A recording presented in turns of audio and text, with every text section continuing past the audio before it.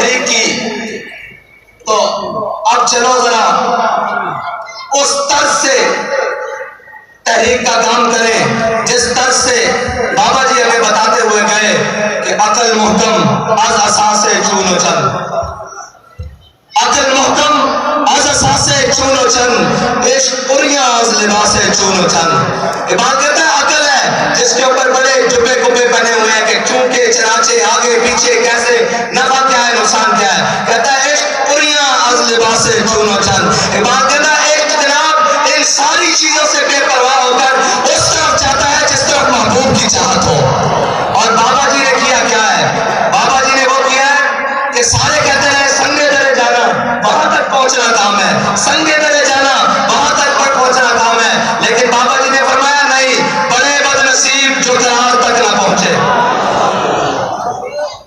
بڑے بد نصیب جو قرار تک نہ پہنچے، دلے یار تک تو پہنچے، دلے یار تک نہ پہنچے۔ دلے یار یہ ہے کہ حضور کا دین تخت پر آئے، اسلام کا پرچم بلند ہو، حضور کی عزت و ناموس کی بات بڑی دلیری کے ساتھ ہر مقام پر کی جائے۔ اور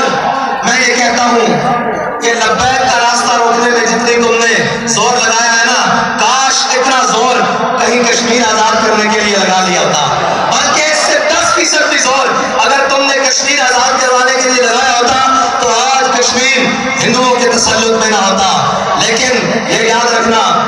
جو تہاڈے کو ہونا وہ کر لو، جو